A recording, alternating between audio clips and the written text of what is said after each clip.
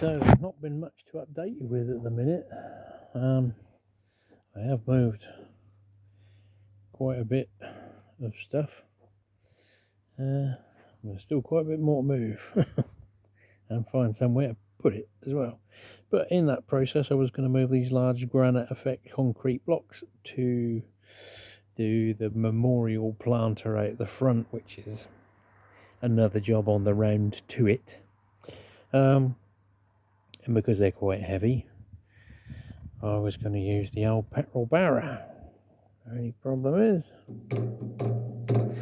it snapped the cable after 4 months and 2 hours worth of use. So I'm now waiting for Parcel Fast to deliver me 2 cables. They phoned me today to say, can I send the old ones back? So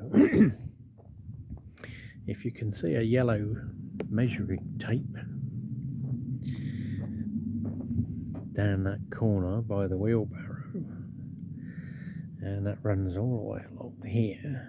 It's a bit hard to give the perspective in a camera because it doesn't really give you a true view. That's approximately, given the fact obviously the rods bend a little bit, 28 feet.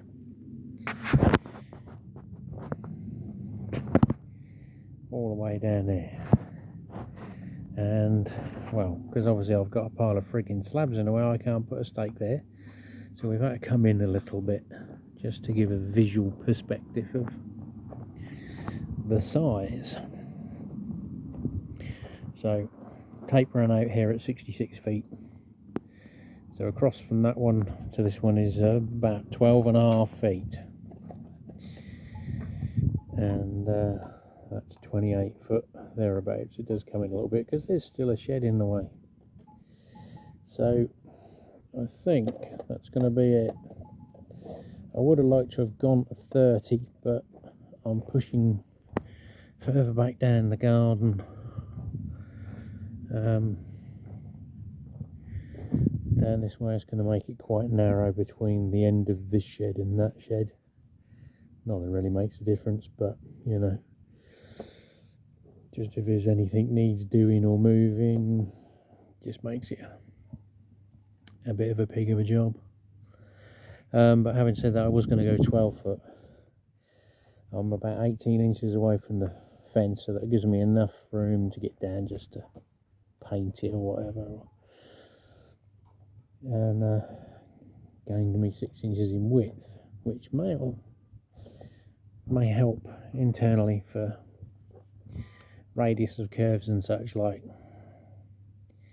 14 foot would have been nice, but there's no way I could have done that anyway, because obviously I'm coming out more and more into the house and the visual impact it'll have, because obviously, you know, you don't see the bulk of it because these buildings are here already. So there's only this little bit. I can put a planter down there which disguises it, and the idea, if I climb up onto my mound of soil, is I will have a doorway round about here where those stands are, so that will give me a work area between the wall here and then the doorway coming in. So I'll have workbenches here, an extractor fan on low level going out there for the airbrush spray booth, and in the summer it can have the vent for portable air conditioning. So that'll allow me, I don't know, I've got 12.5 feet there. Obviously you're going to lose the thickness of the wall, which is about 4 inches. So internally, let's say 12 feet, rather than 11.5 it would have ended up being. So I can give myself 6 foot of workspace, and a piece for the spray booth, soldering station, because obviously they fold up and go out of the way. You can store them underneath. Obviously I'll have a PC there and a screen on the wall. I've obviously got some railway memorabilia I need to have wall space for as well. So that's a bit fly down my neck. So that will leave us probably with that fencing panel house to there for railway layout. So, you know, 4th or 5th radius curve coming back round, or a helix, depends on what the plan is. And then obviously all the way down there. So the plan may be to have like a sub-level storage sidings that can literally go all the way round, or a portion of it, because obviously if the doorway's coming in here, the other side of the layout's not going to start. So my idea is maybe to have a panel here, MDF panel. I've got some sort of floating glass display cabinets that I want to use, because I can't put them anywhere else. So possibly having one or both of those on the wall with like my old Matchbox stuff and Mammoth steam trains and bits and pieces like that. But the only thing is, obviously if I've got a chair there, I don't want to be smacking into them. So that might require a bit of thought. My other idea was to maybe halfway down here is have a panel going up to the ceiling and all the way down, so that would be a scenic break. You know, maybe a tunnel or a viaduct entrance that you go through, and then it's a different scene on the other side because you're in a different place and location. But obviously I'm aware if I have, say, a camera up here viewing down here, you're not going to see that bit, because there's going to be a wall and maybe one of the cabinets hung on the end of it. So the other alternative would be put it on this side, but then there's not so much room, and it sort of, well, it may well get in the way. So that's just an idea. It could come out and have one of the units on it, or just be flush with the layout boards, won't come out any further.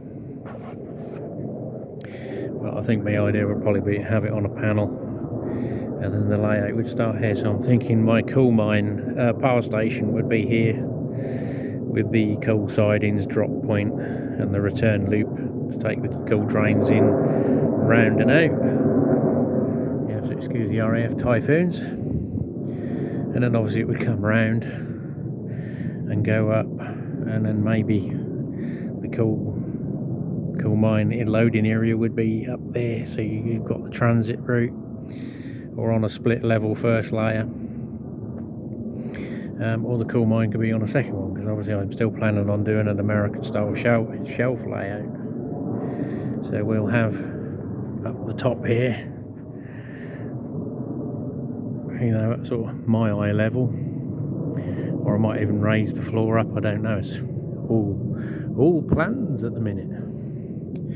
To have the London North Eastern 30s 40s area, then going down to either the American or English level, and then the full scenic level, which will serve both time periods. And obviously if you want to give a train a run, you just, you know, divert the route so that it will use the whole layout just to make a train go and disappear for 5-10 minutes, however long it takes. And possibly even have an incline built in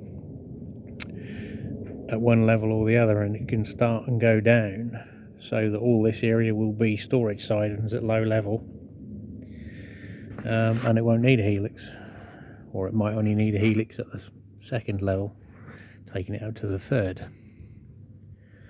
Who knows? Until I've got a room, a square box built, then I can sort of start thinking what I can and can't do because of the size limitations and dimensions I can get away with. But obviously that's a way off yet.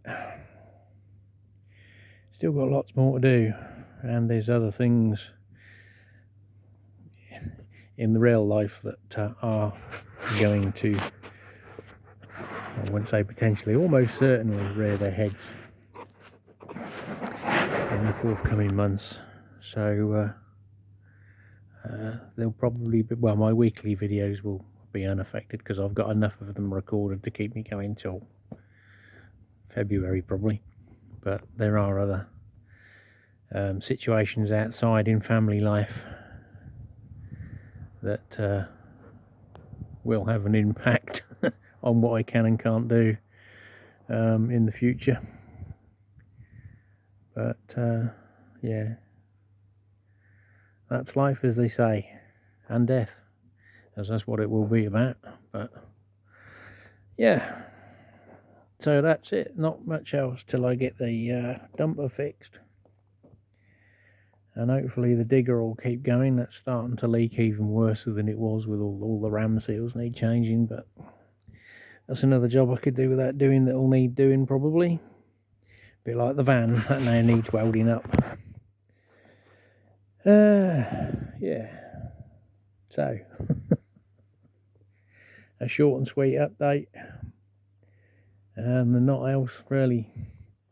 I won't bother probably doing anything other than look, there's another bit of fence done, because obviously you've seen the update on the other bit. It's just the same, more of the same. I've got a concrete repair spare to set in, and then bolt the wooden post to it, because them concrete repair spares, I bought them, they used to be £11. I went on Wix's to buy another one and they want £28.